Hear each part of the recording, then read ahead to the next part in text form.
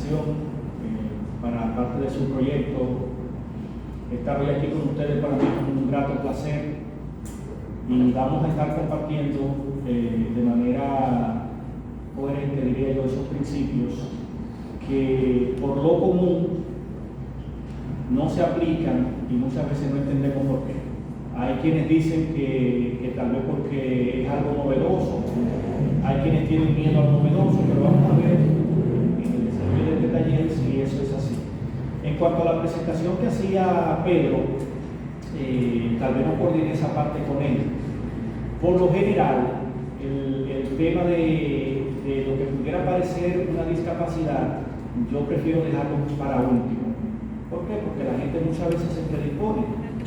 De hecho, tengo una anécdota de en una ocasión de un estudiante que cuando yo entré al aula, él percibió, por el bastón que uso, que yo era no vidente y me preguntó que cómo yo iba a dar la clase. Y yo le dije, bueno, esa pregunta usted me la va a hacer al final de la clase. Porque si yo se lo explico ahora, probablemente usted no quiera tomar clase conmigo. Entonces, Pedro lo mencionó, pero al final yo voy a abrir la oportunidad de que ustedes puedan, si quieren de hecho, hacerme cualquier pregunta al respecto, fuera de los temas jurídicos que vamos a tratar aquí. Bien, tal y como decía Pedro, yo fui defensor público por un tiempo aproximado de 15 años. De hecho, en YouTube hay algunos videos colgados respecto de algunas audiencias reales en las cuales tuve la oportunidad de participar. Y actualmente me desempeño como primer suplente del defensor del pueblo, pero en funciones dirijo el departamento de litigio estratégico. Es decir, que todavía sigo en la batalla jurisdiccional, sigo en los tribunales. Y como no hemos venido propiamente a hablar de mí, sino a hablar de esos principios, yo quiero comenzar este taller con una frase que comúnmente pongo en los talleres, principalmente cuando voy a hablar del tema de teoría de caso. Pero quiero enfocarlo en este taller exclusivamente, esa frase de Schopenhauer que dice que para quien no sabe a qué pueblo se dirige, ningún viento le es favorable. Y eso comúnmente pasa con nosotros los abogados, que como muchas veces no diseñamos una teoría o una estrategia en nuestro proceso y lo que vamos es a medir suerte, porque ni siquiera es a buscar éxito, sino a medir suerte, a ver con qué puede el juez ese día favorecernos, sin haber diseñado una teoría. Entonces muchas veces cuando uno sube de esa manera a los estrados, puede ser que uno mismo salga sorprendido del resultado. Porque aunque el profesional del derecho es un profesional de medio, porque muchos se agarran de eso, no, yo soy un profesional de medio, sí, pero si no emplea buenos medios, pues tampoco va a poder tener buenos resultados. Bajo ese esquema de que soy un profesional de medio, no de resultado, igual el cliente cuando te contrata quiere un resultado y probablemente te paga por un resultado. Yo no estoy diciendo que usted le ofrezca un resultado, pero el cliente te paga por un resultado. Entonces, por eso es necesario saber hacia dónde nos vamos a dirigir para ver hacia dónde hay que cambiar la vela para que el barco pueda navegar.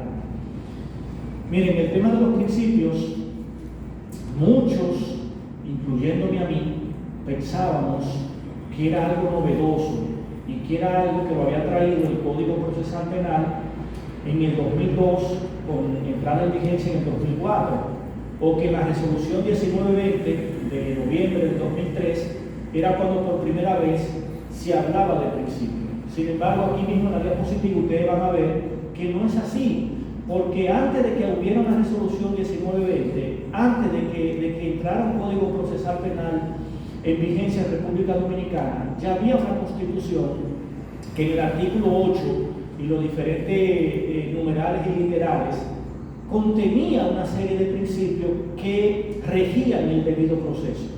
¿Cuál era el problema en ese momento? Y me voy más lejos.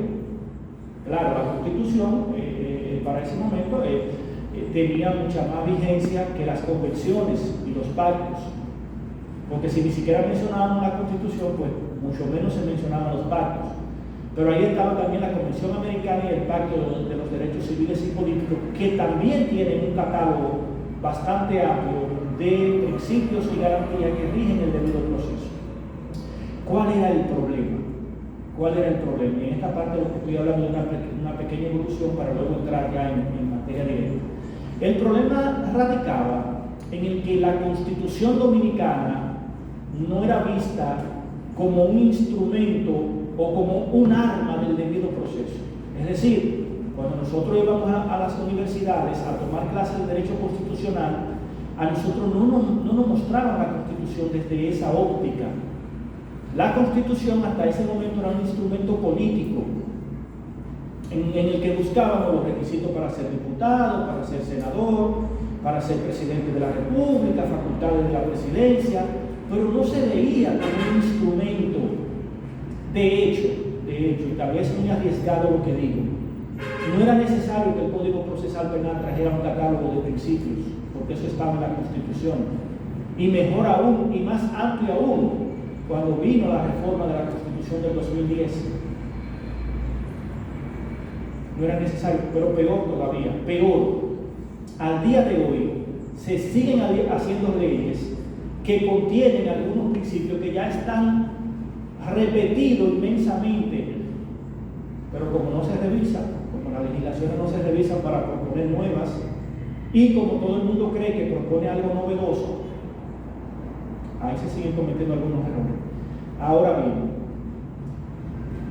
hay un decir que un juez me comentó en una ocasión respecto de, le decía que por qué no aplicaba los principios. Y él me decía, bueno, el problema es que el juez que aplica principios le aplica en el final. Es decir, el juez que es garantista probablemente esté sometido en las primeras 2 o 3 decisiones que dé. Porque quizá este de los pocos países que los jueces, por temas jurisdiccionales, son sometidos a juicio disciplinario. Por un tema que para poder resolverlo habría que ir a la corte, habría que recurrir la decisión. Pero comúnmente lo que hacen los mismos abogados es someter a inspectoría a ese juez, porque la decisión que dio no fue prudente. Bajo ese esquema de que no fue prudente, aquí en este país hay muchos jueces que han cambiado de ser jueces garantistas a ser jueces inquisidores. Lamentablemente es una realidad. Tal y como ustedes podrán ver en el artículo 8, literal J y siguiente de la Constitución anterior a la que tenemos el día de hoy, hablaba de lo que era la oralidad, el tema de la no discriminación, de ser escuchado, de presunción de inocencia, de poder natural, y han parado en ese momento por lo que decía la Comisión Americana en los artículos 7 y siguientes, y el pacto en los artículos 14 y siguientes, que ya traían consigo desde el momento en el que fueron ratificados en República Dominicana, desde el 77 para acá, ya traía un catálogo de derechos que usted podía utilizar como arma en esa batalla jurisdiccional, en ese día a día de los tribunales, y usted podía, y digo podía, pero lo digo en ese momento porque a día de hoy usted puede hacerlo. Usted tiene ese catálogo mucho más amplio, mucho más reforzado, y siempre sabiendo que lo que diga el Código Procesal Penal y hasta la misma Constitución, cuando sea versado sobre derechos fundamentales o derechos humanos, no son limitativos. No son limitativos. Es decir, que cualquier otra convención, cualquier otro pacto, cualquier otra resolución o documento que recoja algún derecho en favor de lo que pudiera beneficiar a una persona en un proceso, usted puede utilizarlo. Usted lo puede utilizar. Y sabiendo que el debido proceso no es una figura rígida, no es una figura que se diseñó y ya para toda la vida se va a quedar así, no, es una figura dinámica. ¿Qué significa con dinámica? Que puede ir cambiando. Lo que hoy puede proceder puede ser que mañana no proceda. Lo que hoy pudiera ser favorable puede ser que mañana no sea favorable, porque el mundo va evolucionando. Tanto así que lo que hace 10 años no era un delito, hoy puede ser delito. Por ejemplo, nosotros para el 2006 no contábamos con una ley que hablara del delito de alta tecnología. A partir del 2007 tenemos una ley que habla de delitos de alta tecnología, pero nosotros tuvimos computadora a partir del 2007 o tuvimos celulares inteligentes a partir del 2007. No, porque yo recuerdo que en el tal vez 2005 o 2004 ya aquí se usaban las BlackBerry y ya algunos celulares que comenzaban a hacer algunas de sus funciones a través de la internet. Es decir, fíjense cómo el proceso tuvo que adaptarse para que personas que pudieran ser pasibles de ser perseguidos por el delito de alta tecnología, y digo delito que la ley se titula crímenes y delitos, pero la ley no define crímenes, define delitos. Por eso tuvo el proceso que adecuarse para que personas que pudieran ser sometidas por el delito de alta tecnología pudieran ser juzgadas. ¿Por qué? Porque hay un principio, que en este caso es de legalidad, que habla de un proceso previo. Bien. Posterior a esta parte de la evolución, en donde ya podemos ver que los principios no nacen con el Código Procesal Penal, o no nacen con la Constitución del 2010, sino que desde antes ya estaban ahí, se podían utilizar, pero como no nos prepararon para ello, nosotros pocas veces mencionábamos o podíamos ver esto en los tribunales. Claro, habían abogados que lo hacían, pero habían jueces que no le hacían caso. Porque con la reforma del Código Procesal Penal, desde que se comenzó a hablar de la resolución 1920, los jueces comenzaron a asumir una cultura distinta. ¿Por qué? Porque en la misma escuela de la judicatura comenzaron a hablar de eso, porque cada curso que tomaban se le hablaba de eso, porque los abogados se fueron empoderando, porque asimismo en el 2003 nació la defensa pública ya de manera oficial, y esos defensores se convirtieron en guerreros de promover esos principios. Subían con esos principios, subían con esa resolución 1920 y luego con el Código Procesal Penal, como el cristiano que sale con su Biblia a predicar. Y subían todos los días a repetir esos principios, y obligatoriamente, por obligación, los jueces tuvieron que ir implementándolo tímidamente, pero lamentablemente con el tiempo se van entonces creando unas malas prácticas. Muchas veces culpa de los abogados, pero muchas veces responsabilidad de los jueces. Y no sé si aquí hay jueces, pero esa es la realidad. Culpa de nosotros los abogados, que mal acostumbramos, o que porque como somos del mismo patio, como el juez yo lo conozco, yo no voy a promover esto, porque después cuando yo vuelva al otro caso es el mismo juez que me va a tocar. Y nos olvidamos muchas veces del cliente al que estamos defendiendo, del cliente al que nos debemos. Y el derecho o cualquier profesión hay que asumirla con responsabilidad, porque posteriormente no es el juez que lo va a contratar, lo va a seguir contratando el cliente, con la desventaja de que el abogado es de los pocos profesionales que no elige su cliente. Por más que usted vaya y se le promueva a un cliente y diga, yo soy el penalista más duro de la romana, yo soy el mejor civilista de la romana, el cliente no cree en eso. El cliente cree cuando usted por recomendación le llega, no, mire, el que resuelve eso es fulano, pues búscame a fulano. Y todavía esa recomendación a usted no le garantiza una contratación segura. Porque ahí va a venir algo en el que el cliente va a querer unos resultados y usted tendrá que saber si usted podrá lograr a través de los medios que pueda proponer esos resultados. Porque ahí es donde nosotros cometemos muchos errores. Cuando el abogado se pone a garantizar lo que el cliente justamente quiere y no asume la actitud de decirle a ese cliente de cara a los procedimientos qué es lo que puede suceder en su proceso, darle alternativa. Hemos sido criticados muchísimas veces porque principalmente en el tema que tiene que ver con los penales abreviados, hay clientes que han decidido asumir su responsabilidad porque esa figura le está ofreciendo una libertad rápida, aunque sea con 20 medidas que tiene que cumplir. A él no le importa la medida que tiene que cumplir, lo que quiere es la libertad. aunque cuando salga se dé cuenta que las medidas que le pusieron son de difícil cumplimiento, pero él quería salir. Y usted también no se detuvo a explicarle las consecuencias de ese procedimiento. Lo mismo, abogados que tal vez se han dejado sorprender, pudiendo conseguir una suspensión condicional del procedimiento y han cogido o han concientizado al cliente para un penal abreviado. Porque ellos entienden que al final es lo mismo. Ambas medidas o ambos procedimientos le garantizan la libertad, pero al final no le deja la misma marca. Y son cosas que son importantes saberlas. Bien. En el Código Procesal Penal Dominicano, que fue modificado por la ley 1015, que yo entiendo que con esa modificación, más que beneficiar al sistema,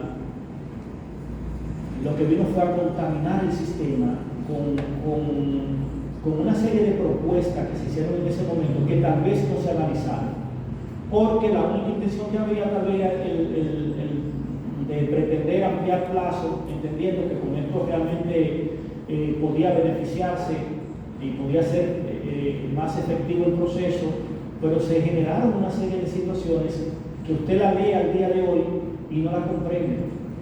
Por ejemplo, con el mismo artículo 100 quisieron darle una facultad a la secretaria del tribunal casi como si fuera juez, porque quisieron prácticamente hacer que esa secretaria tomara una decisión partiendo de una razonabilidad totalmente improcedente. Cuando una persona fuera declarada en rebeldía, casi esa secretaria tenía que conocer, fijar y conocer una audiencia prácticamente. Y fue una serie de malas prácticas con la intención, supuestamente, de hacer que el proceso fuera mucho más viable, pero lo que hicieron fue dañarlo. En el Código Procesal Penal, específicamente, hay una serie de principios que no son propios del Código Procesal Penal, como ya he dicho, que están en la Constitución. Usted busca, por ejemplo, en el artículo 69 de la Constitución, y usted va a encontrar que el 69, de manera resumida, tiene completamente los principios que están desarrollados en el Código Procesal Penal. Pero yo digo, qué bueno que lo pusieron en el Código Procesal Penal. Qué bueno. Porque tal vez en la Constitución, como lo que se pone son aspectos aspiracionales, es decir, la Constitución, el legislador pone lo que aspira que sea, y el Código Procesal Penal ya es un instrumento de aplicación, en donde va a estar mucho más amplio, mucho más definido cada principio. La Constitución puede decir, bueno, toda persona debe ser tratada presumiendo su inocencia, lo deja hasta ahí, es una aspiración. Pero el Código Procesal Penal, cuando me habla del principio de presunción de inocencia, me dice qué es la presunción de inocencia y de hecho me dice qué prohíbe como principio en cuanto a la presunción de inocencia. Entonces, en ese Código Procesal Penal tenemos un catálogo bastante amplio de principios que pudiéramos comenzar a señalar, por ejemplo, el primero, que habla de la supremacía de la Constitución y los tratados internacionales.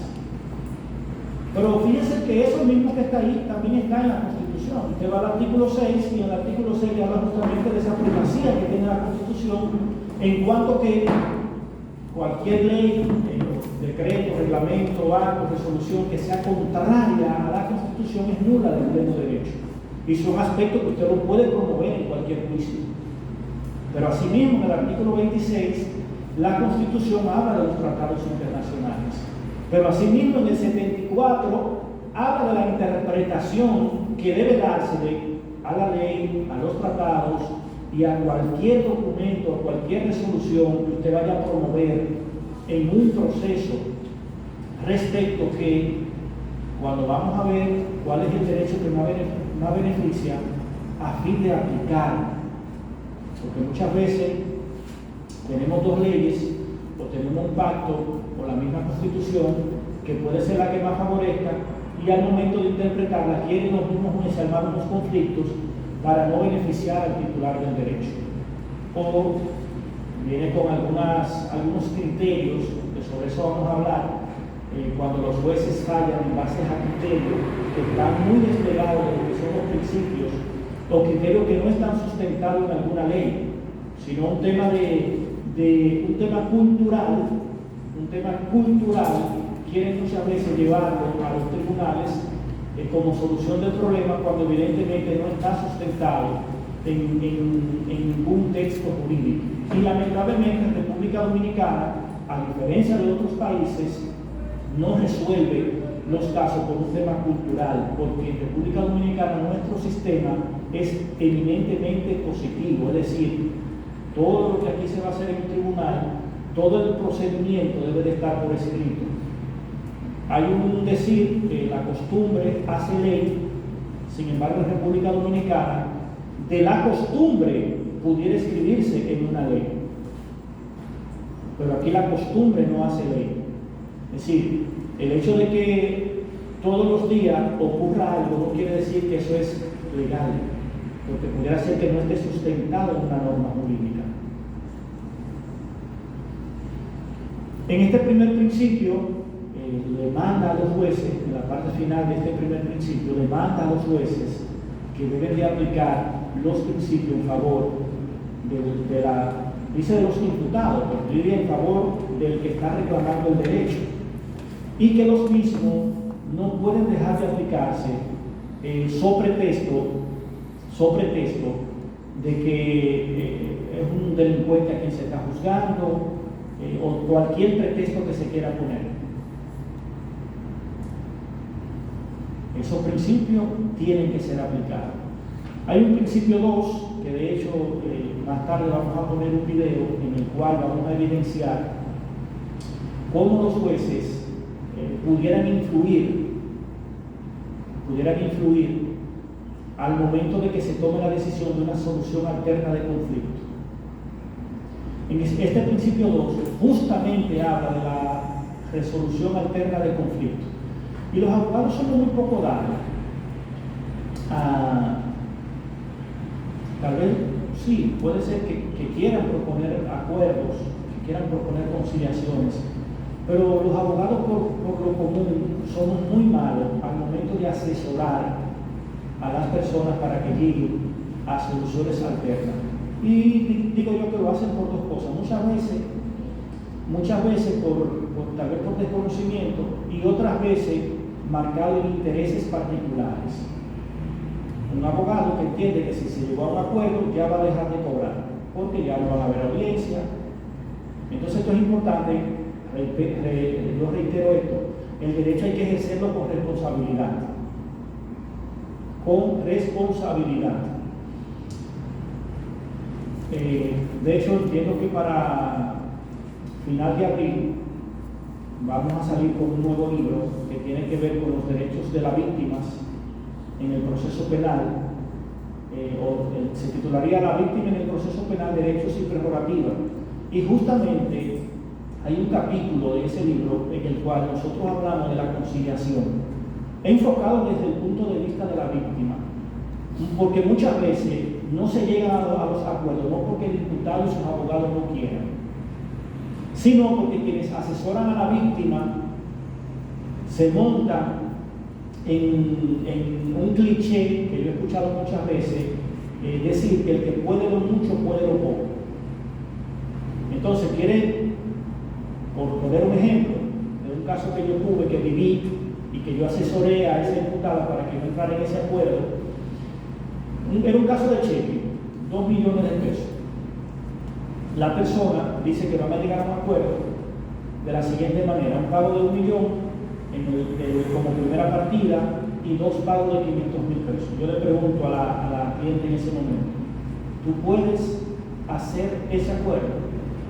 Y me dice: sí, yo lo hago. Digo: pero ok, ¿tú tienes el 1 millón de pesos? No, pero yo salgo y lo consigo. Digo: ok, ¿tú puedes conseguir el 1 millón de pesos, hacer 2 pagos de 500,000 pesos? Yo hago el sacrificio y trabajo y yo si lo consigo. Digo que no se trata de ver si lo consigue, hay que saber si lo tiene. ¿Por qué? Porque te vas a obligar a lo imposible, y por una máxima de la cotidianidad, nadie debería obligarse a lo imposible. Nadie debería. ¿Por qué? Porque al final vamos a entrar en el acuerdo bajo el criterio de que salimos del proceso. Pero ¿qué pasa cuando una conciliación como esta no se completa, el proceso vuelve para atrás, y peor, porque ya esa víctima, si quisiéramos llegar a un acuerdo, no va a creer en que la imputada va a poder resolver, porque ya le quedó mal en el primer acuerdo.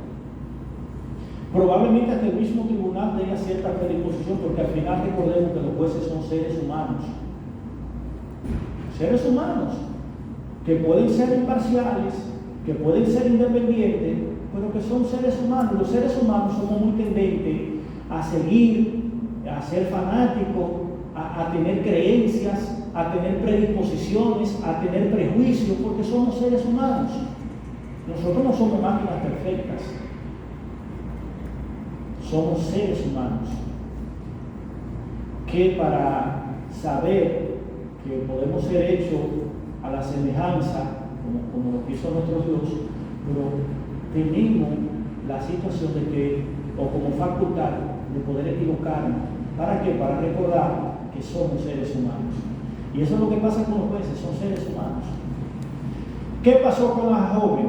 Que no se llegó de mí, firmó su acuerdo por otro lado con el Señor, y a los 2 meses estaba en el tribunal, porque no pudo pagar ni el millón, ni pudo pagar los 2 pagos de 500,000 pesos. ¿Qué yo le dije? Le dije, recuerde que yo a usted le dije que nadie se obliga a lo imposible. Y ahí es donde está la diferencia de cuando el abogado agarra a su cliente y lo asesora para que él sepa qué es lo que le conviene. Y en estos temas jurisdiccionales muchas personas quieren andar con prisa. Rápido, sí, un acuerdo, sí, vamos a hacerlo, vamos a firmarlo, yo firmo lo que sea. Usted firma lo que sea ahora. Yo escuchaba que decía, de hecho, que los acuerdos se firman como enemigos para ejecutarse como amigos. Es decir, cuando usted me pone de acuerdo ahí, yo tengo que ver todo lo que me conviene y todo lo que no me conviene. Y vamos a discutir todo lo que hay que discutir ahora que estamos firmando el acuerdo, para que esas discusiones no vengan después, porque puede ser peor. Entonces, firmemos ese acuerdo como enemigo para que se ejecute como amigo.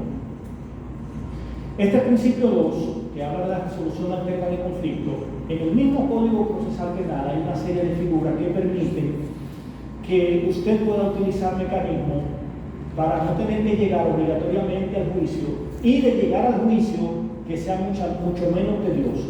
Por ejemplo, en el artículo 34, que no es una figura que obligatoriamente depende del abogado, pero el abogado la puede conversar, está lo que es el criterio de oportunidad. El criterio de oportunidad puede permitir que una persona que está siendo sometido por un caso de poca monta, en una simple posesión de droga, un robo simple, un accidente de tránsito en donde si hubo lesiones fueron mínimas, en fin, son figuras que usted puede proponer, que puede conversarla con el Ministerio Público a fin de que puedan a su cliente darle un criterio de oportunidad. Y usted está buscando con esto que un proceso se cierre, y ya usted va a tener una persona que no va a seguir vinculado a la justicia. Pero asimismo ahí está la mediación, está la conciliación, que están en el 37 y siguiente. Luego está la suspensión condicional del procedimiento, que si bien no es una figura que obligatoriamente usted la propone y se la tiene que conceder, pero por lo menos usted tiene la facultad como abogado de proponerla. Y usted puede buscar que su cliente sea favorecido con una suspensión condicional del procedimiento, y esto evitaría que usted se tenga que ir a un juicio. Usted llegaría solamente hasta la instrucción, porque justamente aquí se conoce. Y es importante saberlo, porque hay abogados que dejan pasar la etapa y luego quieren ir a proponer lo que no procede. Quieren ir, al momento de que ya está fijado un juicio, a hablar de una suspensión condicional del procedimiento. Para el juicio puede proceder la suspensión provisional de la pena, pero no la suspensión condicional del procedimiento. Y asimismo, el Código Procesal Penal tiene también como figura que se puede utilizar, que aunque no está demarcada obligatoriamente como una solución alterna, el archivo. Usted puede conversar con el Ministerio Público para un cliente que usted tenga, del cual ya se ha evidenciado que no hay prueba suficiente, aunque si no hubiera prueba suficiente yo optaría porque me dieran el no anular, pero si ya yo conozco la idiosincrasia de la jurisdicción en la que ejerzo, y si ya yo sé que conseguir un auto de no anular es lo mismo que buscar una aguja en un pajar, pues yo entonces opto por hablar con el Ministerio Público a ver si logro el archivo. Igual se estaría cerrando el proceso. Porque si yo permito que pase el proceso de esa audiencia preliminar, pues ya mis expectativas pueden ir disminuyendo. Eso no implica que yo no me prepare para yo ir a mi juicio. Yo me puedo preparar para ir al juicio y yo puedo ir con una teoría y puedo de hecho obtener resultados favorables en el juicio. Pero si yo durante el proceso y en esa fase intermedia y preparatoria, yo puedo proponer algunas figuras que me pueden permitir que el proceso no siga y que se detenga hasta ahí y que mi cliente quede satisfecho y que el proceso, todo el que esté envuelto en el proceso quede igual satisfecho, pues ya yo resolví mi problema. Y eso no implica que usted como abogado, porque aquí yo me quito la armadura que pude haber adquirido como defensor público, porque no todos se han formado para ser defensor público. Es decir, usted como abogado se prepara para cobrar y vivir de la profesión. Cobrar y vivir de la profesión. Pero recuerde que un cliente satisfecho a usted le va a hacer una profesión exitosa. Ahora, un cliente insatisfecho a usted le va a destruir la profesión. Uno solo. Porque dice, bueno, pero yo le quedé mal a uno, hay más. Sí, pero ese uno que usted le quedó mal, le podía recomendar 10 clientes. Y 10 clientes le podían recomendar 10 clientes cada uno. Usted puede tener una oficina próspera. Y recuérdense que las cosas negativas corren más que las cosas positivas. Usted me hace una foto ahora mismo, la sube a las redes y dice que yo estoy dando un curso aquí en La Romana, usted no va a tener un like. Ahora, si yo me quito la ropa y salgo para la calle y me tiran una foto, eso se hace viral. Entonces, si nosotros estamos marcados en esa realidad, pues vamos a sacarle provecho como abogado a las figuras que están ahí. Y no vamos a creer que solamente peleando es que vamos a ganar, vamos a ser más estratégicos. ¿Por qué tantas cosas bonitas para los que ejercen como defensores públicos, que son los que más saben, que son los que mejores manejan el procedimiento? Están obligados, digo yo, por la cotidianidad, de tanto los días en los tribunales, y se lo aprenden o se lo aprenden. Pues lo repiten tanto que se lo tienen que aprender. Pero realmente el defensor público usa una dinámica que hay que estudiarla.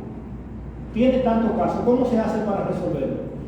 Lo pelea todo en los tribunales, ¿no? Se sienta y ve probabilidades, ve en cuál puede proponer la suspensión, en cuál puede proponer el penal abreviado, para cuál le va a hablar para ver si le da un archivo al imputado. Si se encuentra con un ministerio público por ahí, le dice, pero mira, fulano, tú sabes que ese muchacho es una simple posesión, y le dice, pues pasa por allá, vamos a darle un criterio de oportunidad. Es decir, va buscando en el camino cómo resolver cada caso sin tener obligatoriamente que llegar a los tribunales. Ningún defensor público llegaría a los 40 años de edad, no de ejercicio, si todo tuviera que ir a litigar a los tribunales, porque no sería fácil. Cuando un defensor público tiene 300, 400 procesos en sus archivos, usted dirá, ¿y cómo lo hace? Entonces de eso los abogados privados tienen que aprender. El principio 3 de lo que está marcado habla del juicio previo, que tal y como ustedes habían visto en las diapositivas anteriores, en la Constitución del 2002, no la del 2010, en la del 2002, en el artículo 8, literal J, hablaba de ese juicio previo y hablaba de elementos como la oralidad, la publicidad, la contradicción. Sin embargo, el Código de Procedimiento Criminal que estaba instituido en ese momento tenía un sistema mixto en el sentido de que en principio era secreto. Quien manejaba todo era el juez de instrucción. Ese era juez, abogado, fiscal, todo lo hacía él. Raramente en los procesos, hasta que no se diera esa providencia calificativa de envío a juicio, no aparecía un abogado. No le daban participación a los abogados.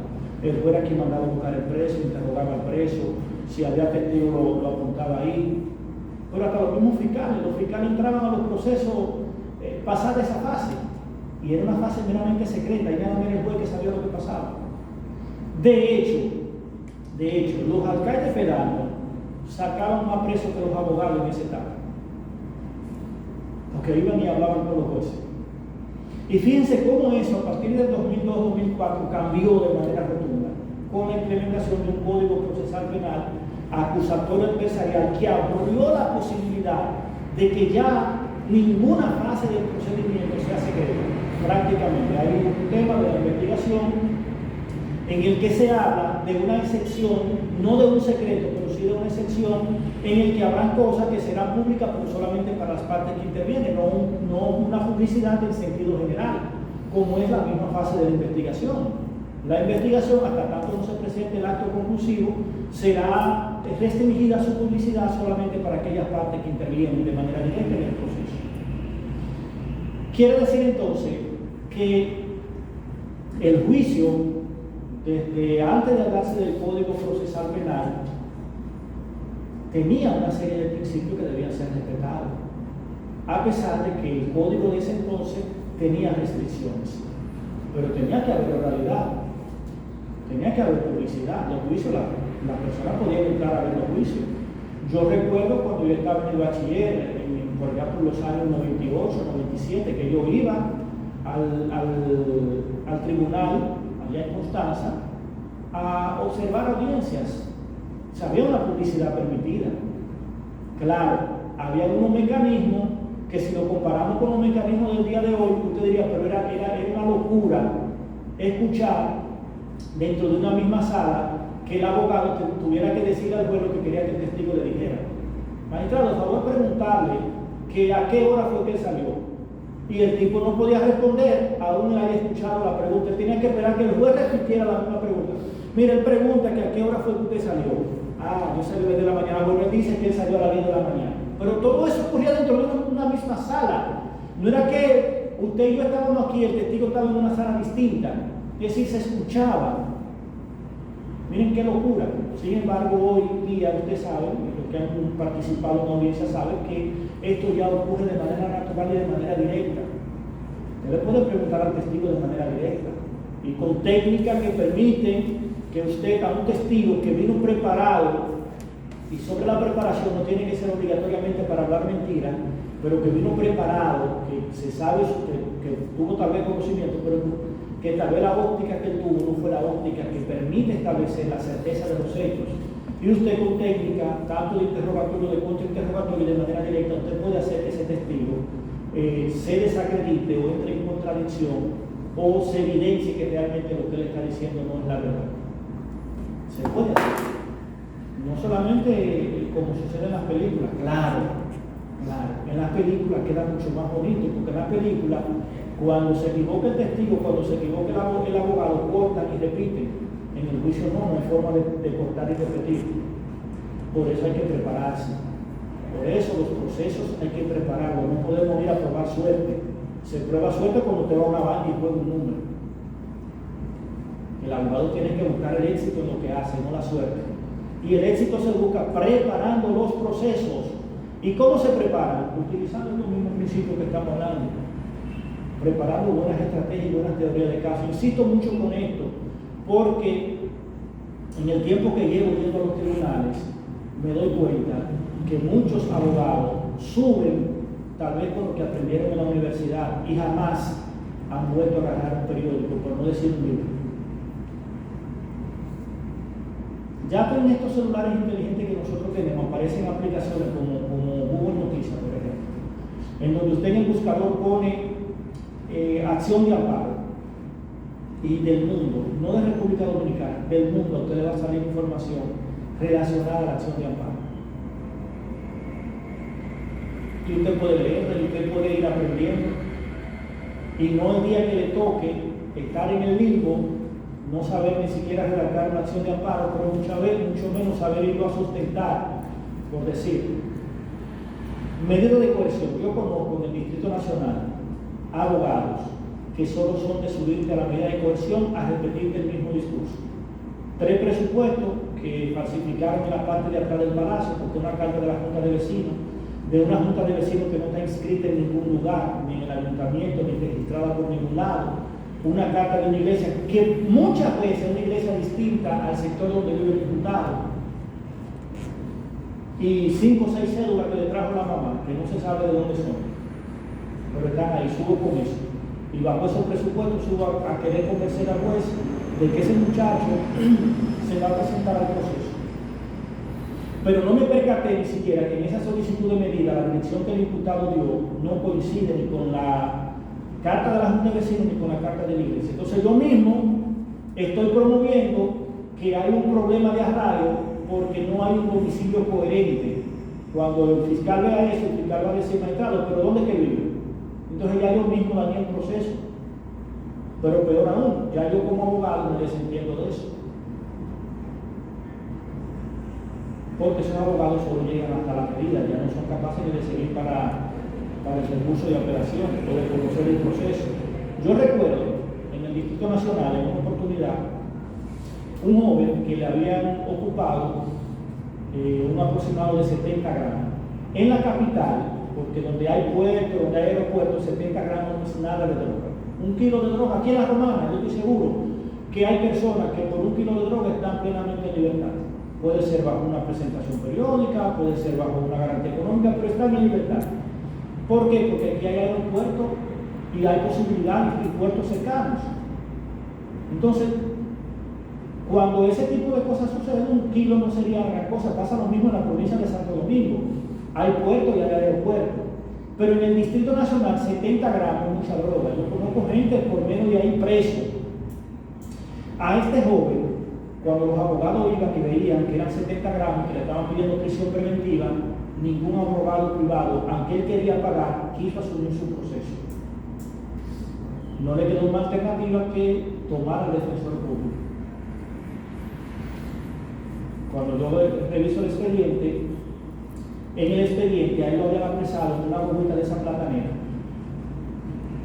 Había un acta de registro de persona y un acta de registro de vehículo. En el acta de registro de persona decía que a él en la gaveta de la camioneta marca Daihatsu se le había ocupado unas porciones, presumiblemente cocaína. Y en el acta de registro de persona decía que a ese joven no se le había ocupado nada comprometedor. Digo yo, pero espérate, porque aquí ya hay una duda favorable. O se le ocupó o no se le ocupó.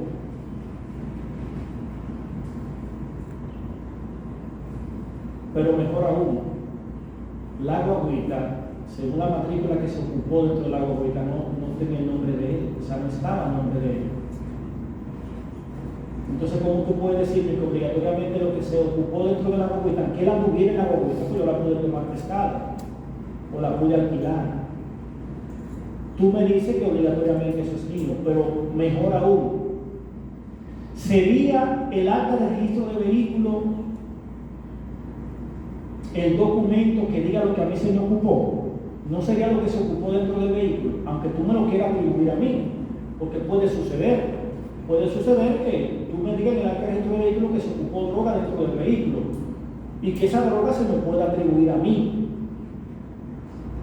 Pero ahí tiene que verificarse la idoneidad de cada documento y de cada prueba para establecer lo que se pretende probar.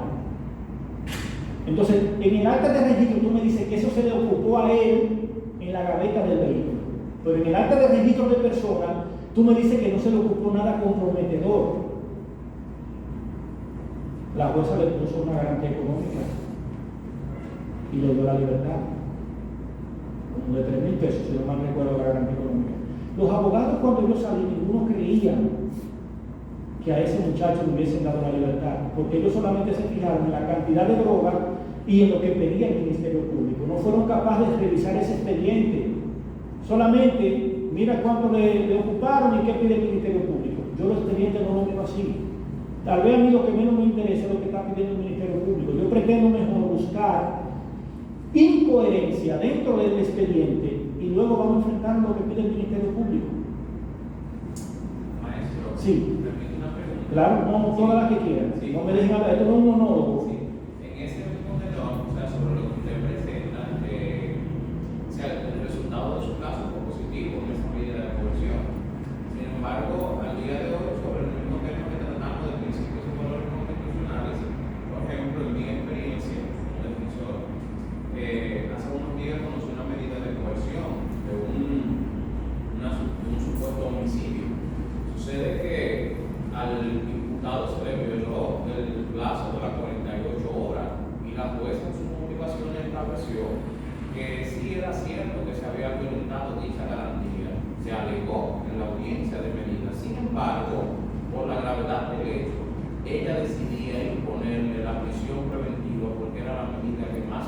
a la gravedad del caso.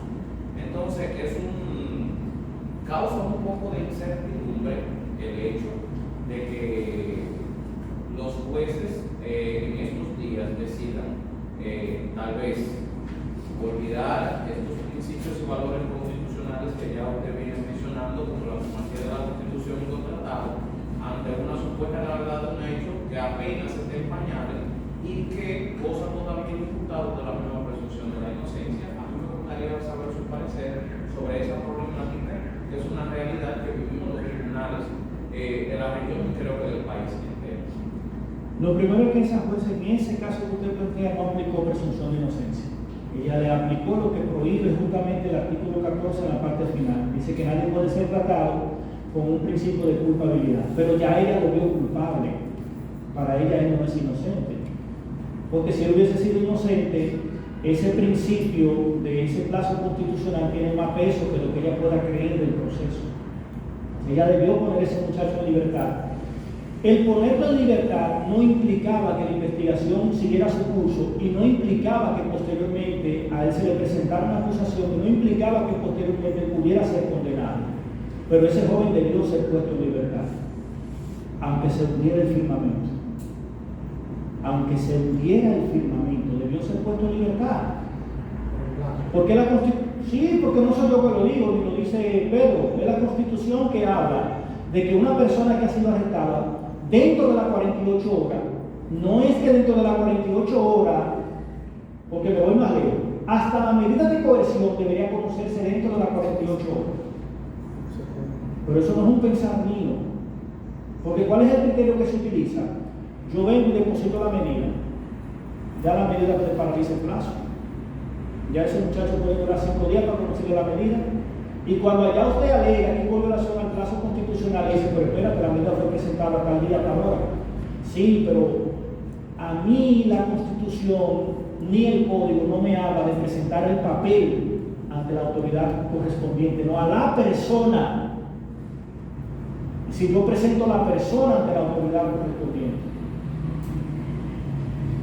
tal y como yo le decía ahorita, bajo ese esquema que se ha ido generando de que los jueces que fallan en principio le aplican su final, porque nosotros mismos los abogados muchas veces cuando un juez no me falla de acuerdo a lo que yo propongo, entonces yo lo que hago es que voy y le pongo una querella a ese juez.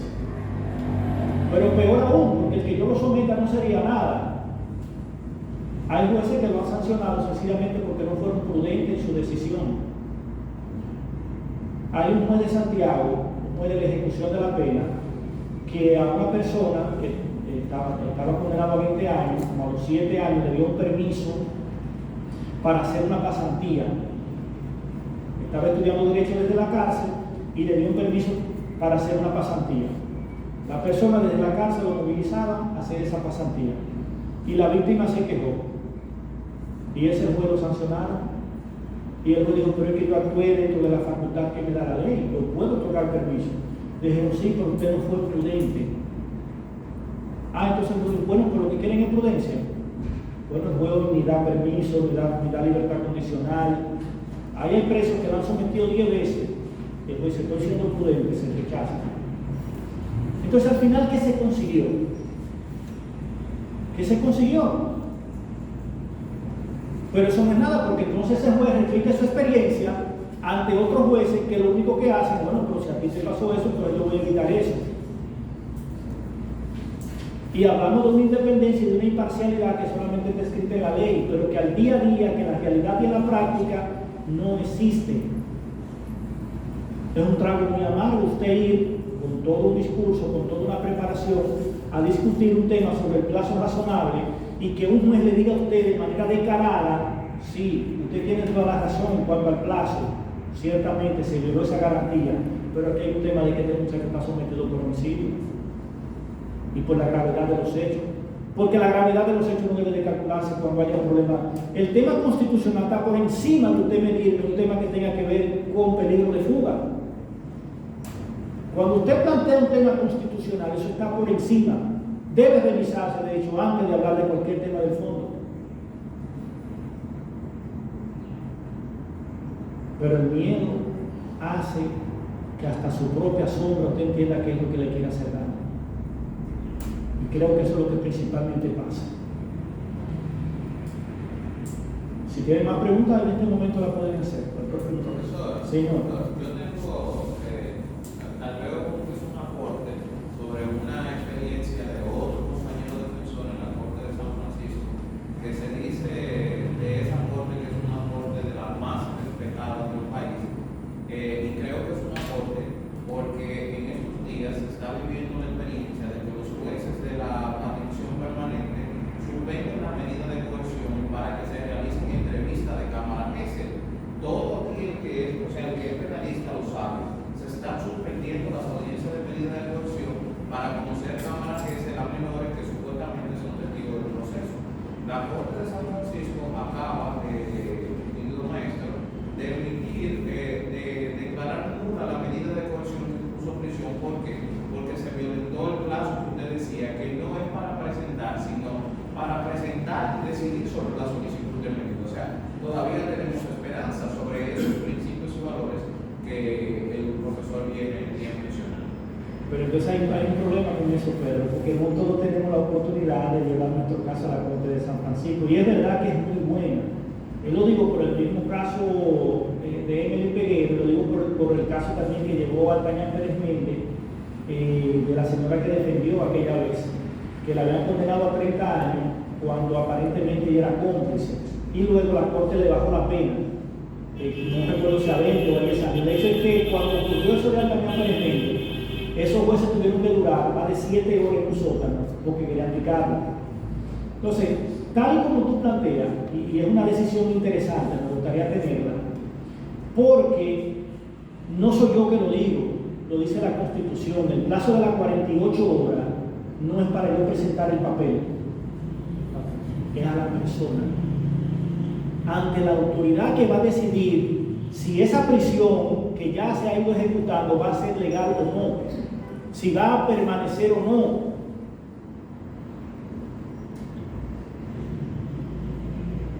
Y yo le voy a decir algo, los casos hay que verlo desde una óptica amplia, no podemos solamente, porque hay a quienes la entrevista le ha beneficiado, pero esa es la minoría. Esa es la minoría. A la mayoría la entrevista le perjudica. Y el juez lo que está buscando es cómo agarrarse para ejecutar la prisión preventiva. Entonces hay un tema también. El juez va a evaluar esa prueba que tiene que ver con el fondo del proceso, porque se supone que la medida de coerción es para que el juez verifique elementos que puedan hacer presumir que la persona pudo participar en el hecho. Pero cuando escuchan el testimonio del menor, ya el juez tiene la convicción de que ese es el único culpable. Y profesor, también importante resaltar, muchachos me dicen que están presentes se está yendo la mano, pero es importante resaltar que cuando se toman decisiones como esta de suspender una medida de una persona que todavía goza de su asunción de inocencia para hacer lo que en el proceso se podría catalogar, aunque está arreglado por la Suprema Corte de Justicia mediante resolución, un anticipo de prueba. Para realizar este anticipo de prueba, que para nosotros del lado de la defensa técnica, porque para el que es querellante y sabe lo que va a venir en esa entrevista, le interesa que se conozca, pero la defensa no necesariamente sabe lo que va a venir. Entonces le están violentando tal vez lo de la oferta probatoria y que entonces se respeten también principios y valores constitucionales dentro del mismo tema que está actual. El derecho de defensa, que es un límite dentro de la acusación fiscal, y el mismo principio de contradicción, porque la celeridad entonces se lleva consigo todos estos principios y valores. Es una realidad. Lo que pasa también, mira, yo vi un recurso que propuso la defensa pública ante el Constitucional sobre la resolución que habla de los testimonios de las personas vulnerables, donde incluye a los menores de edad. Y en esa acción debió ser más amplia porque solamente atacó lo del derecho de defensa. Y esa resolución tiene otras situaciones que no permiten que se lleve un debido proceso a cabo. Es una situación que debió verse en esa acción. Pero aquí lo más importante es que los abogados, porque también los mismos abogados vamos creando esos mecanismos para que se mal apliquen situaciones. Con el tema de las suspensiones, no comenzaron obligatoriamente con el tema de la entrevista. En el Distrito Nacional las suspensiones comenzaron de audiencia porque habían abogados que le tenían miedo al juez llamado Satanás, Alejandro Vargas. Cuando subían y veían a Alejandro Vargas, se inventaban lo que sea para suspender la audiencia, porque la audiencia iba a caer en otro turno con otro juez. Pues cuando Alejandro se dio cuenta que era por eso, Alejandro agarraba y decía, buscaba su agenda y decía, por ejemplo, hoy sábado está Alejandro y le tocaba el miércoles, otra vez Alejandro, decía Alejandro, sí, la audiencia se suspende, pero para el miércoles. Porque él se dio cuenta que las suspensiones eran por él. Y los abogados no se estaban dando cuenta que estaban perjudicando más a su cliente, porque igual el miércoles Alejandro lo mandaba preso. Bien. Entonces, señora, los principios que rigen el juicio, que es la oralidad, la publicidad, la contradicción, la inmediación, entre otros, están desarrollados en el Código Procesal Penal a partir de los artículos 307 y siguiente. Del 307 y siguiente, y usted va a ver lo que tiene que ver con la inmediación, con la publicidad, con la oralidad, con la excepción a la oralidad, etcétera, etcétera, etcétera. El principio cuarto, que habla del juez natural, y que no es algo novedoso porque ya la Constitución anterior, anterior al 2002, ya en el 8 y algo hablaba de ese juez natural, la Convención, el Pacto hablaba del juez natural, concebido como aquel juez que la misma ley le faculta para que pueda administrar justicia, no solamente desde el ámbito jurisdiccional, sino manejar también empleomanía, etcétera, etcétera, etcétera. Y la novedad que sí hay es que con la implementación del Código Procesal Penal, no sé si ustedes recuerdan los tribunales militares o policiales que antes juzgaban a los militares y a los policías por hechos ocurridos que no tenían que ver propiamente con sus acciones como militares o como policías.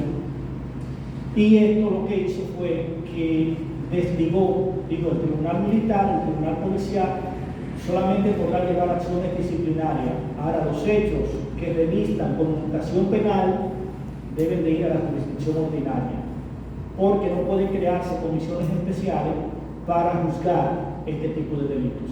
Sobre eso ha habido mucha discusión, han habido intentos desde el Tribunal Constitucional para que vuelvan nuevamente los tribunales militares, que puedan juzgar a sus miembros independientemente de que sea por un homicidio, por un asesinato. Pero hasta el momento el criterio que prima es lo que plantea el Código Procesal Penal. El principio quinto habla de lo que es la imparcialidad y la independencia. Imparcialidad y la independencia. Miren, sobre la imparcialidad yo diría, mira, los jueces deben de actuar con imparcialidad. Y digo, los jueces deben de ser independientes. Pero realmente cuando usted llega a una jurisdicción como esta, como San Pedro, como cualquier jurisdicción de este país, usted ve que de 20 medidas que se solicitaron, de 23 medidas que se solicitaron, 20 fueron prisión preventiva. Usted dice, realmente hay independencia, pudiera haber imparcialidad, porque el juez, cuando está sentado ahí y en el ejercicio, permite que el fiscal tome la palabra, que la defensa tome la palabra, escucha a la víctima, escucha al imputado, que seguramente eso no es imparcial. Y el imputado quiere volver a tomar la palabra y le dice, sí, venga, dígame, ¿qué usted me quiere? ¿Dónde es un juez imparcial? Pero cuando el juez de 23 medidas, 20 son prisión, dice, no, pero no es independiente. No es independiente. Es imparcial porque dentro de la audiencia me permite desarrollarme, yo levanto la mano y me da la palabra, vuelvo y pido la palabra y me la da. Pero el momento que da su decisión me demuestra que no es independiente. Son dos cosas diferentes, la imparcialidad y la independencia. Porque el que es imparcial, por convicción, ¿verdad?, permite que todo el mundo tenga un cierto derecho de igualdad durante el desarrollo del debido proceso. Ahora, el que no es independiente, la mínima cosa hace que éste falle de acuerdo a una línea, etcétera, etcétera, etcétera. Y el hecho de que en República Dominicana, porque tal vez ahí donde no hemos detenido para ver realmente el por qué tantas prisiones preventivas, y yo pregunto, y muchas veces me hacen la pregunta, y digo, bueno, tal vez no tiene una respuesta concreta, no tiene una respuesta que yo pueda decirte que esa es. Ahora bien, donde hay tanta prisión preventiva es porque no hay una democracia real. Se vive en una falsa democracia. Donde hay tanta prisión preventiva, y muchas veces nosotros decimos, sí, porque el fiscal pide, sí, pero el que tiene que dar es el juez.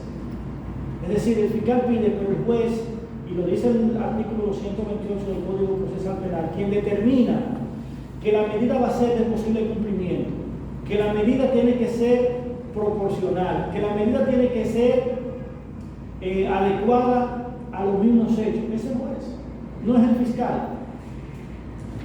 Porque usted mire, el fiscal tiene que ser objetivo, sí, tiene que ser objetivo, pero al final el fiscal tiene un papel que es de perseguir, investigar y acusar. Ahora, el que tiene que ser imparcial es el juez. El que tiene que ver si lo que el fiscal está presentando tiene peso es el juez. No es el fiscal que tiene que ver si tiene peso. Tiene que preocuparse, evidentemente, por conseguir esas pruebas que le van a permitir sustentar el hecho que él está diciendo que ocurrió. Más lejos, tiene que buscar la prueba que hasta la defensa puede utilizar en su favor, aunque no lo haga, porque eso sea un poema 20 que esté ahí en el artículo 260 sobre la objetividad de la investigación. Pero debe de hacerlo. Ahora, el juez es quien tiene que velar porque la medida sea proporcional, de posible cumplimiento, que no desnaturalice su finalidad. ¿Y cuántas veces los jueces, al imponer la medida, la ven, como el caso que dice Pedro, que la prisión preventiva se impuso porque era un caso grave, aunque hubiera violación a la Constitución? Y yo, sin alegrarme, diría, ese es un juez que en algún momento debería de tener él o algún familiar de él un conflicto con la justicia, para que entonces le apliquen la garantía de esa misma manera. Digo que muchas veces hay que predicar con el ejemplo de Dios. Una pregunta. Sí. Yo soy de ingreso, o sea, en la parte del estudio del derecho, y me interesó muchísimo este tema, lo vi con el compañero con los buenos papeles. Dentro de eso estaba escuchando ayer, que fue en la cena, que hay muchas personas presas en el ambiente preventivo, ¿verdad? Muchas personas. Ahora bien, la pregunta va conmigo es, una de las preguntas que hizo Pedro, ante una decisión que tome el juez, que esté fuera de lo que es la parte constitucional del derecho y lo que es también la Constitución, muchas veces el abogado tiende a no tener paso o tiene miedo de una decisión que tome el juez. Bueno, pero si tiene miedo o no tiene miedo, tal vez no sería yo el que tendría que responderlo, porque en mi caso particular, yo no he tenido miedo a proceso, ni a jueces, ni a fiscal. Eso es mi caso particular. Sí. Y tampoco he discutido con jueces por decisiones. Cuando un juez me da una decisión, la decisión no es de acuerdo a lo que plantea la ley, yo lo que propongo son recursos. Tal vez fuera de ahí, he podido ser magistrado, pero que se cedió en esto, se cedió en aquello, pero un juez me dio una decisión, se puede cuidar. Entonces, en cuanto a lo que usted plantea de que hay un exceso de prisión preventiva, de presos preventivos, debe de haber al día de hoy, tal vez un número más, un número menos, cerca de 28 o 29 mil presos en el país. Por ahí deben andar 27, 28 mil, 29 mil presos. Por ahí, tal vez un número más, un número menos. De ese número, cerca del 70 al 80% son de presos preventivos. Sin temor a equivocar. Se lo digo, sencillamente. Usted va a La Victoria, que es una cárcel para unos 1.800, 2.000 presos, hay cerca de 9.000 presos. Y en La Victoria, el 80% de los que están ahí son presos preventivos. Y a cualquier otra cárcel que usted va a ver lo mismo. Eso es sin tener todavía un juicio. La mayoría de esas personas están entre la etapa preparatoria y el juicio de fondo. Pudieron tener fecha para juicio, pero siguen como preso preventivo. Porque hasta que no tengan una condena definitiva, que ya haya adquirido la autoridad de la cosa irrevocablemente juzgada, son presos preventivos. Todavía le dan la decisión hoy de condena de primera instancia, y si eso es objeto de recurso, sigue siendo un preso preventivo. Que de hecho, para que el juez de la ejecución se apodere, se va a apoderar después que la sentencia sea definitiva. Mientras tanto no, mientras tanto hay que seguir haciendo trámites con dirección de prisiones, etcétera, etcétera.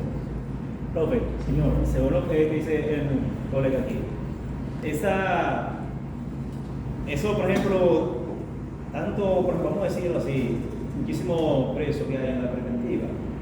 Tú sabes que cada vez que sube, por ejemplo, una persona, ¿verdad?, al tribunal, entre más pruebas hay, entonces es que se va a trabajar con el imputado. Por eso mayormente que lo matan así, como dice en el artículo 260, el Ministerio Público siempre busca entender más la investigación hasta que la prueba es suficiente para entonces después ver qué pasa con el imputado, si le favorece o no, para poder ponerlo en libertad. Por eso que se acumula demasiado. Yo no lo entiendo de esa manera. Entonces, por otra parte, como te he hablado ahorita, aunque te aclare esa parte, de lo que son las problemáticas siempre, de los conflictos.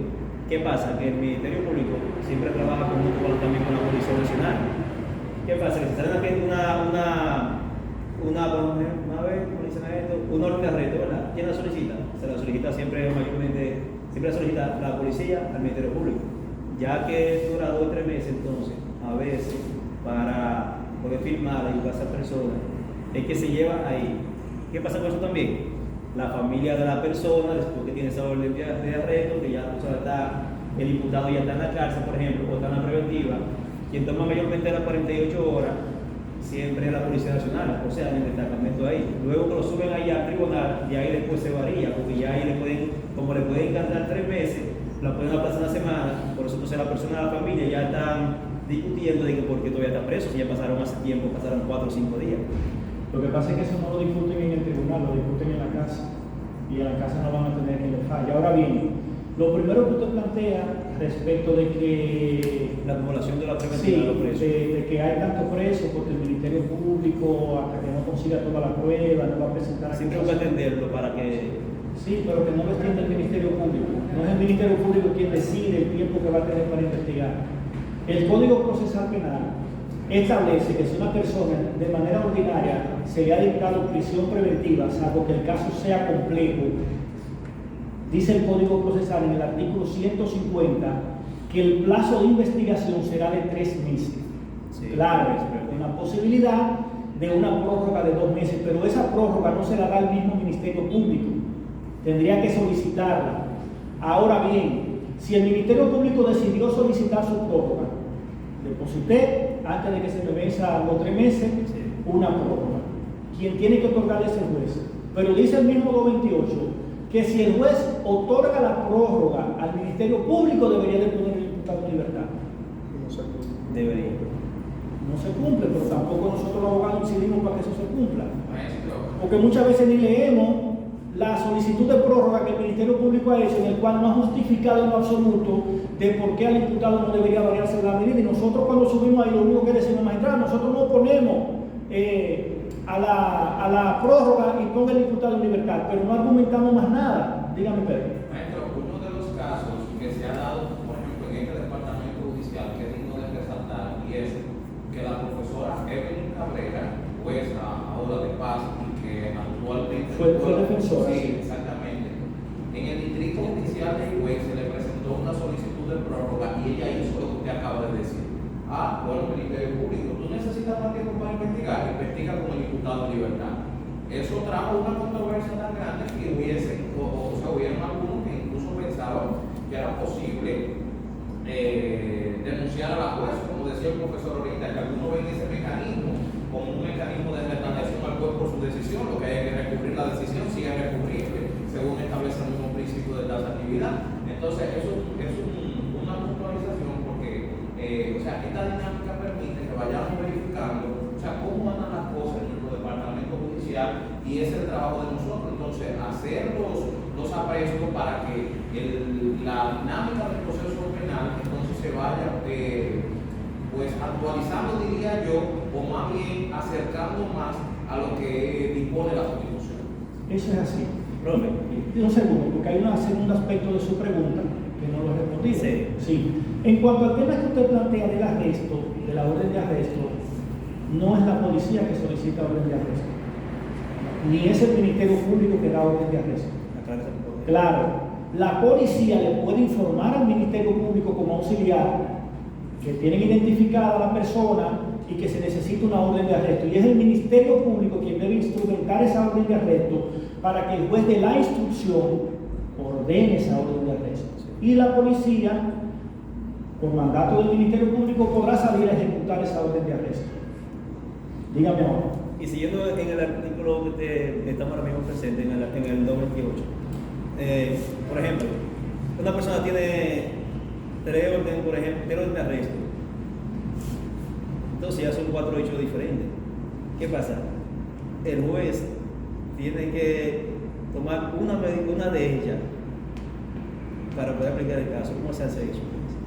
Porque, por ejemplo, si cae una preso, por ejemplo, tiene una de robo, tiene otra por homicidio, tiene otra por atraco, ¿cómo hace el juez para variar esa medida? ¿Y cómo hace la medida el juez? Bueno, pero es que si él tiene 4 hechos, ya hay 4 medidas diferentes. ¿Qué medida se la imponer? Y hoy me lo trajeron vamos a suponer por el robo. Como juez, yo debería resolver lo que tiene que ver con el robo. Ahora bien, el mismo 229 habla de la conducta de ese imputado. Vamos a ver la conducta de ese imputado. De hecho, en otros procesos, puede ser que en uno de esos procesos hubiese estado, por ejemplo, en libertad y que nunca compareció y lo declararon en rebeldía. Entonces, ese juez tiene por dónde justificar la no variación. ¿Por qué? Porque él tuvo la oportunidad de estar en libertad, le dieron esa oportunidad. ¿Y qué pasó? Que la primera citación no vino. Entonces ya es un candidato a que si yo le varío, no va a volver. Porque aquí pasa el caso que el abogado, por ejemplo, se ve medio enredado porque uno sube, por ejemplo, vamos a subir, por ejemplo, por un caso penal y ella aparece, vamos a decir, por ejemplo, que le mochó un brazo a uno. Cuando sube allí, aparecen 3 o 4 más diferentes. Sí, pero pueden aparecer 15. Yo soy de la idea. Se le agregan todo, yo soy de la idea de que cuando yo estoy en un proceso, si no hay supuestos o presupuestos de esos otros procesos que usted menciona, nadie puede hablarme de eso. Y el que quiera hablarme de que una vez por allá el diputado le dio un machetazo a otro objetado de una vez, porque aquí no hay evidencia de eso. Sí. Inmediata. Es más, cuando el Ministerio Público quiere traerme, sin haberlo promovido la medida, un SIP, una ficha supuestamente del imputado, pero eso no está aportando la medida, y dice, magistrado, porque tenemos prueba de que él tiene más por su objeción tribunal. Inmediatamente. Pues yo no espero que el fiscal desarrolle lo que tiene ahí, pues yo no tengo conocimiento de eso. O sea, él me está colocando en una desigualdad. Ni me la propuso y ahora me quiere sorprender. Pero objetado inmediato. Por eso, el que ejerce como penalista no puede llevarse de lo que aprendió en la universidad, porque al día de hoy hay que tener todos los sentidos pendientes cuando se esté en el tribunal. Usted no puede creer que porque cuando usted venga con su discurso usted va a acabar. No, porque usted si usted dejó que el fiscal le presente ese historial que tiene ese tipo, que tiene 25 fichas, y usted dejó que el fiscal contamine, hasta el mismo juez le puede decir después, fiscal, eso no lo voy a mirar porque eso no es parte de este proceso. Pero ya el juez sabe, ya el juez lo vio, porque para él poder excluirlo tiene que verlo. Tiene que, si ya el fiscal lo mencionó, fácilmente le dice, pues páseme, y después tú le dices, magistrado, eso es ilegal, eso hay que excluirlo. Sí, el juez te va a decir, sí, se excluye, pero ¿y a quién así? ¿Qué le quedó a él? Entonces por eso, una vez hay que objetar. Inmediatamente, de que usted, magistrado, que él tiene una objeción tribunal. Ahí mismo, aunque el fiscal diga no, pero que me dé, no, yo no lo puedo dejar terminar porque eso no es parte de este proceso. Hay muchos que tienen la estrategia, o sea, le pasa a uno como defensor público que tiene que estar pendiente de la parte querellante, que utilizan la estrategia de llevar fotos y querer exhibirla al juez.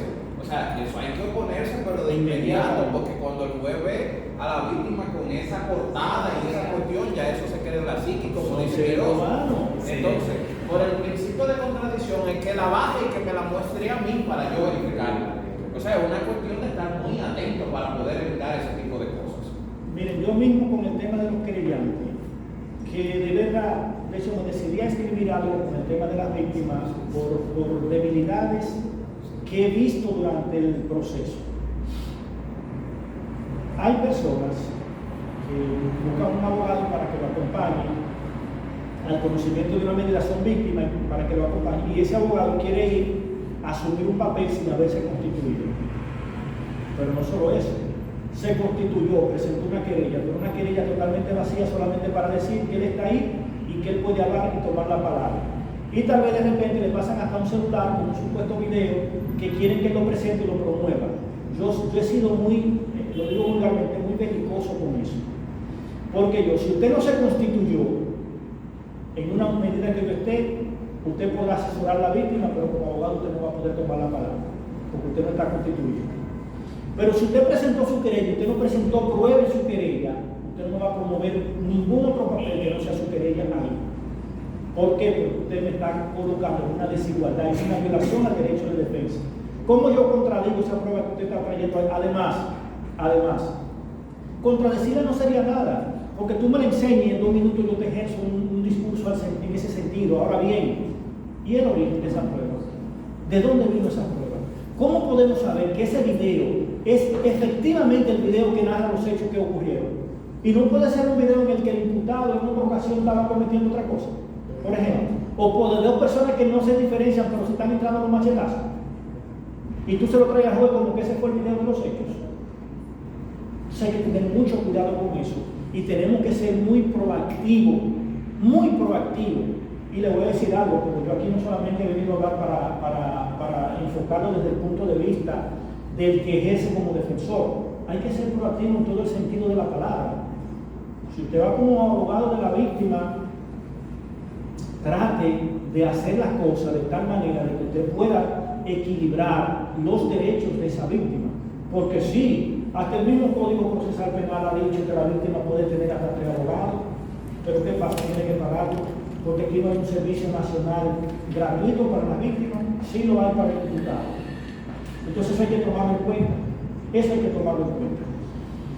Bien, el principio 6 habla sobre una figura que en República Dominicana, por lo menos hasta donde yo tengo razón, no sé si anterior pudo tener curso en algún momento, y es que la ciudadanía pueda tomar participación en la administración de justicia.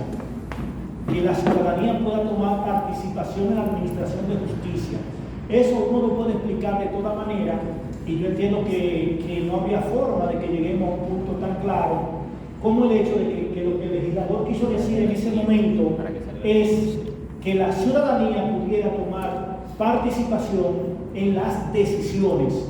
Si yo soy juez y ustedes están aquí como público, ustedes no me obligan a que yo tome una decisión de una manera o de otra. Sí tengo que tomar una decisión, pero ustedes no me inducen a que yo condene o a que yo descargue. Ustedes están como público, están como observadores, están viendo cómo funciona el debido proceso, pero ustedes no inciden obligatoriamente en la administración de justicia. Para que tengan una idea. Usted me dirá, bueno, pero el que sube como testigo. Sí, pero yo le pregunto, ¿todo el mundo tiene la oportunidad de ser testigo? No.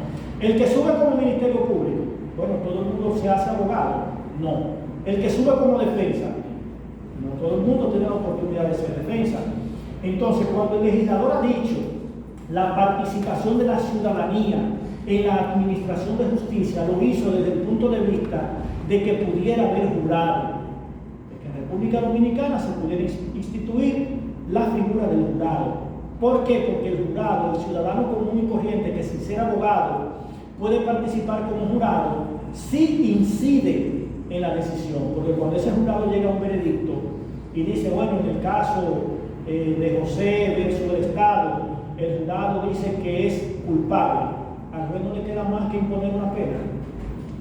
O si el jurado dice, en este caso el veredicto es que es inocente, el juez lo único que tiene que decir, quiten las cosas y que se vayan. Entonces ahí sí se incide.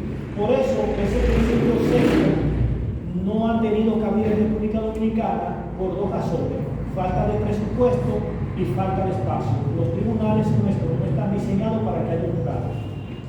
O sea, la estructura física de nuestros tribunales no están diseñados, no sé, aquí en la Romana, que tan amplias son las salas de los colegiados, por ejemplo, para decir que pudiéramos meter 12, 13 personas en el espacio donde irían los jueces, por ejemplo.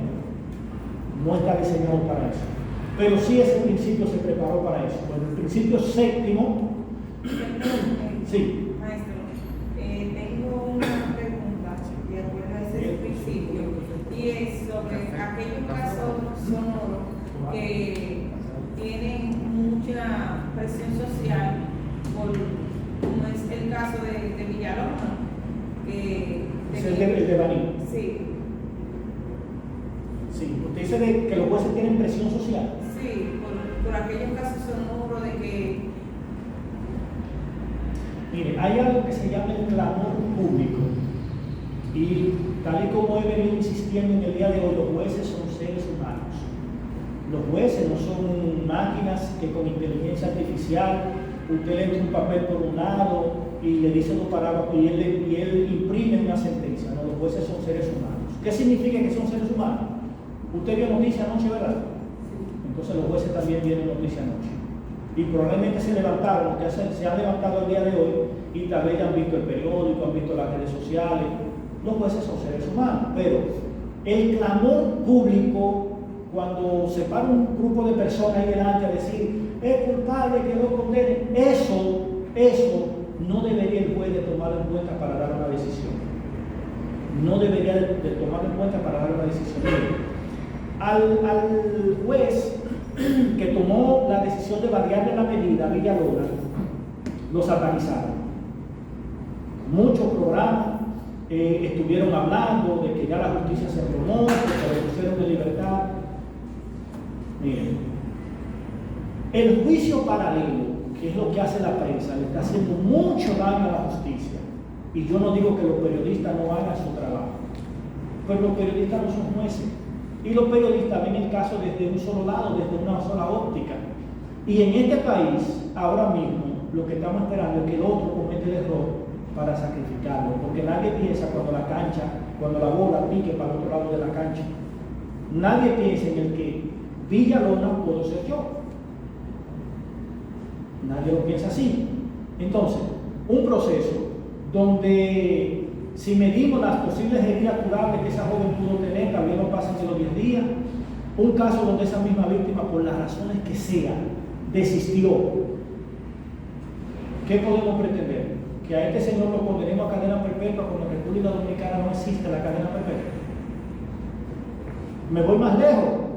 El caso de Emery Peguero, la señora Marlene Martínez, condenada a 5 años y luego reducida a 2, que fue lo que debió proceder desde un principio, no porque yo lo quiera o porque yo lo diga, porque los ocultamientos de cadáver en este país se condenan con pena hasta de 2 años, no porque yo lo digo, lo dice el 358 y siguiente del penal.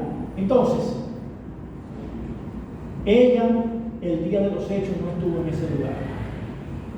Está bien, usted me dirá, bueno, pero ella le facilitó medios al hijo. Yo le pregunto, una gallina, cuando usted le agarra un pollito, ¿qué hace? Una gallina. Y a ella nosotros la juzgamos como madre. No, nosotros queríamos más pena para ella que para el mismo Marlon. Marlon es que comete su hecho. Y el pueblo quería más pena para ella que para Marlon. Quiere decir entonces que hay un populismo muy negativo, que la prensa, que el periodismo se ha encargado de ejercer en el pueblo. En el pueblo. Aquí hay programas que hay gente. Yo tengo, por ejemplo, estudiantes en Unicaribe que yo le he dicho, si lo que usted me va a sustentar es basado, como dijo Alvarito Arbelo, le doy la oportunidad de que vaya a la biblioteca y me lo sustente en alguna doctrina o en alguna ley. Porque ¿quién es Alvarito Arbelo para decirme que algo de tal manera? Y puede ser el periodista más objetivo del mundo, pero la cosa hay que basarla en fuentes, no en que fulano lo dijo. Cavada. Pero Cavada, cuando te dice algo a ti, te dice que le ocuparon 2 paquetes de droga a fulano en su carro. Bueno, pero eso no ha llegado ahí así. ¿Cómo usted sabe qué droga? Entonces, ¿cuál es el detalle? Que lo dicen hoy, pero mañana, cuando tú tienes un puesto derecho a que eso se reivindique, tú no tienes la garantía de que tu nombre realmente se libre, porque tú ni siquiera sabes si mañana va. Lo mismo que vieron la información, la van a ver. No quieren usar las palabras de se presume. ¿Por qué? Porque hablar de presumir no vende. Lo que vende cuando yo digo que ciertamente tú eres un delincuente. Eso es lo que vende. Y los jueces son seres humanos. Seres humanos. Ahora, son seres humanos, pero los jueces tienen que actuar y fallar de conformidad a la ley. De conformidad a la ley. autoridad y sigo con el principio séptimo.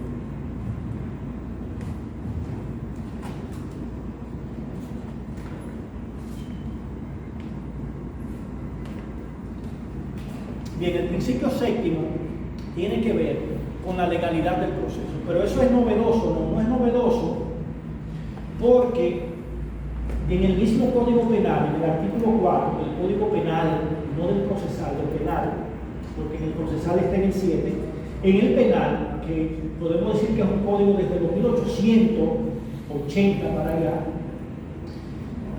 claro, traducido al español en 1880, que lo de anterior ya lo teníamos. Ese Código Penal, en el artículo 4, hablaba de algo parecido a lo que es el principio de legalidad, cuando hablaba que es nula la pena si no hay una ley previa al delito. ¿Y qué es lo que dice el principio de legalidad en cuanto al proceso?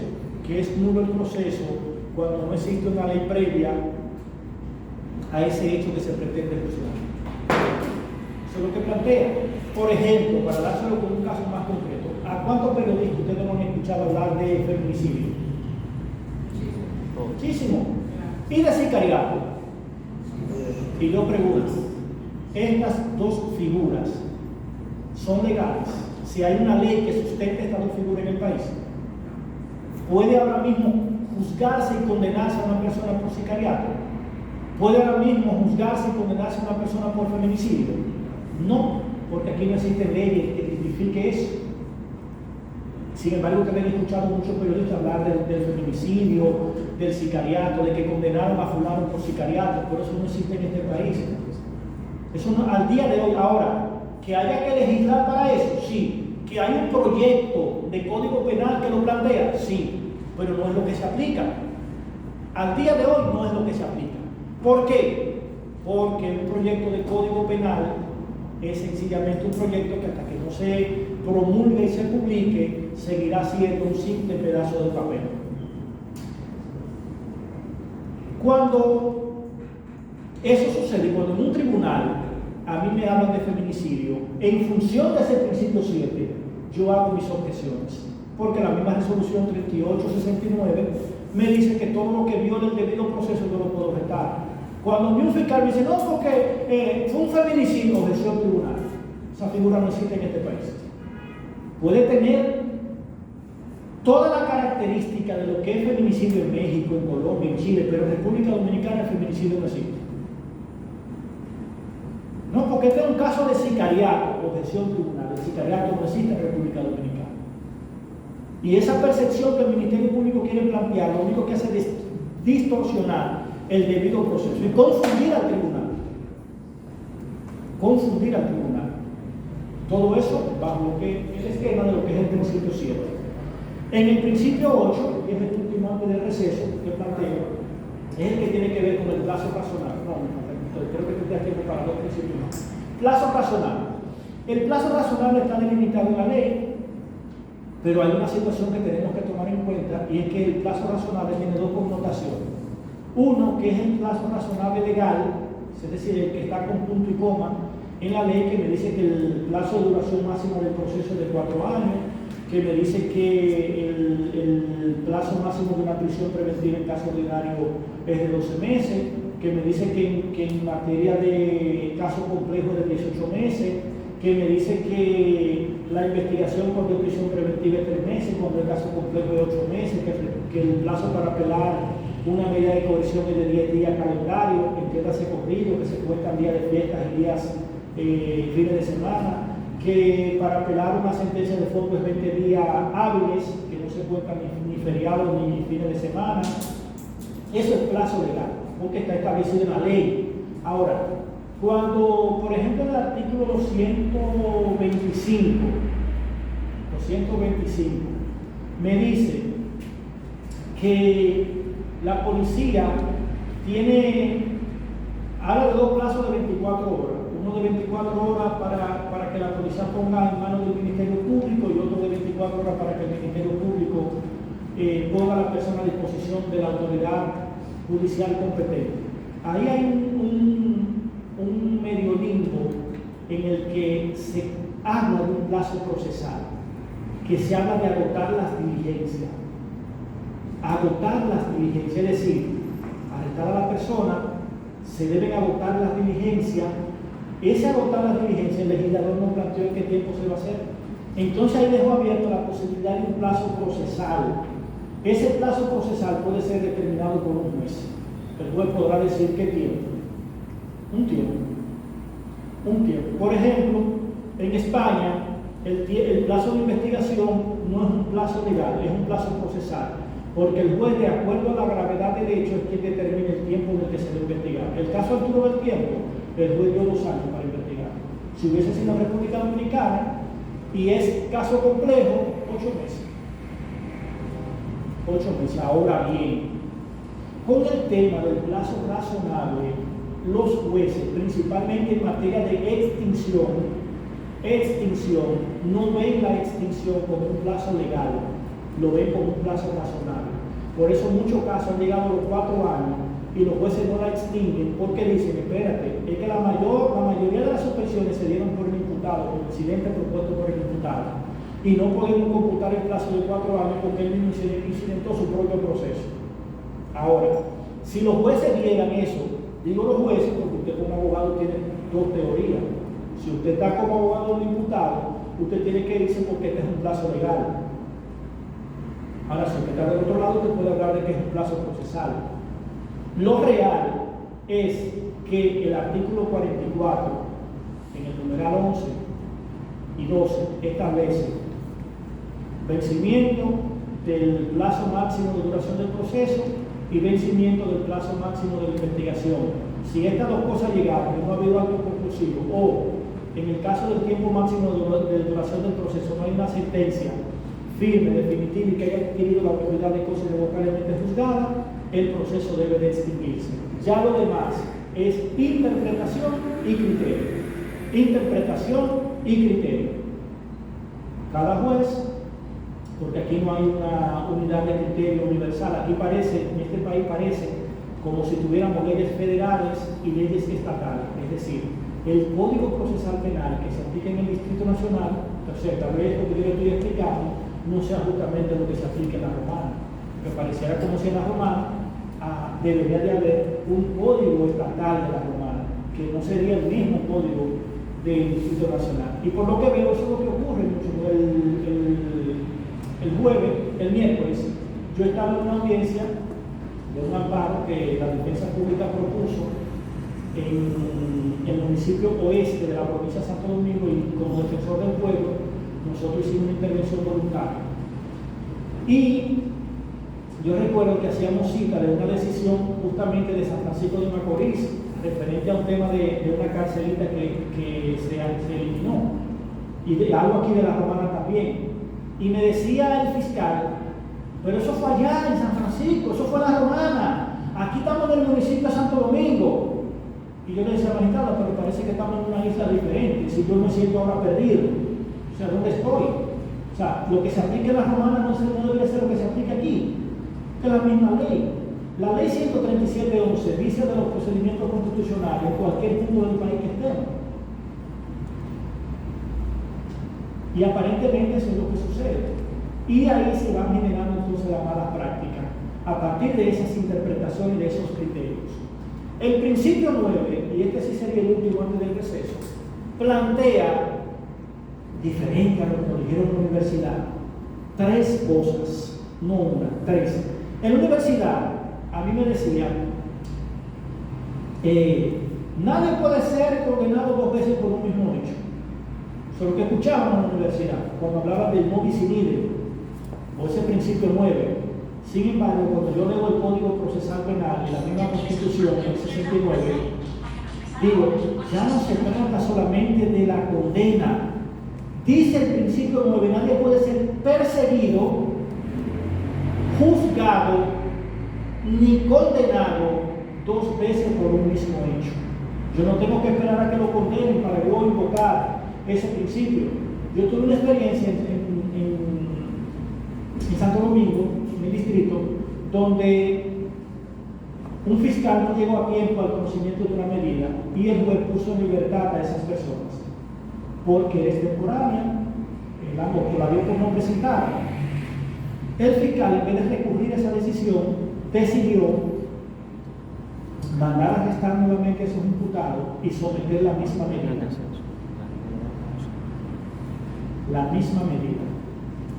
Con la desventaja de que yo no estaba de turno en ese momento, pero como no tenía el control de quién estaba de turno, los familiares del imputado me llaman, me ubican, que lo metieron preso de nuevo al muchacho, y digo, espérate.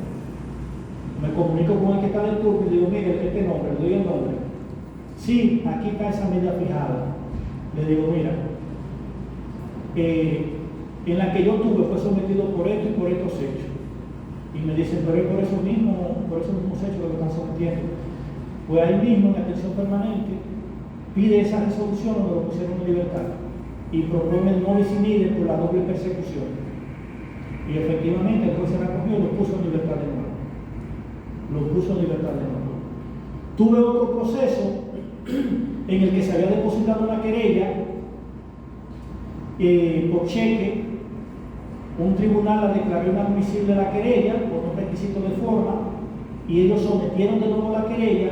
Yo busqué una certificación de la segunda sala donde ya se había declarado inadmisible esa misma querella y se la presenté al juez de la novena y le dije, aquí hay una doble persecución o un doble sometimiento en cuanto a esta señora y por vía de consecuencia procede que este juez declare la doble persecución y por vía de consecuencia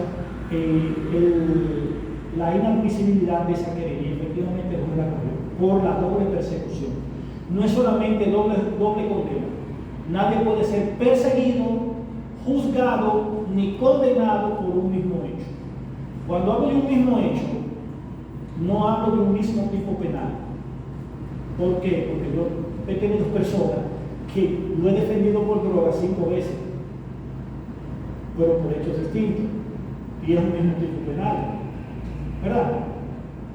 Por cheque, yo recuerdo casos de cheque donde a un mismo imputado yo lo defendí 5, 6, 7 veces por cheques diferentes. Y usted podrá decir, pero es el mismo tipo penal, sí, pero no es el mismo hecho. Porque todavía tú tienes una persona que lo apresaron hoy con 10 gramos de cocaína y tú en un año ya el tipo está libre totalmente de ese proceso, porque lo descargaron, por lo que sea, o lo condenaron justamente a un año y le suspendieron la pena.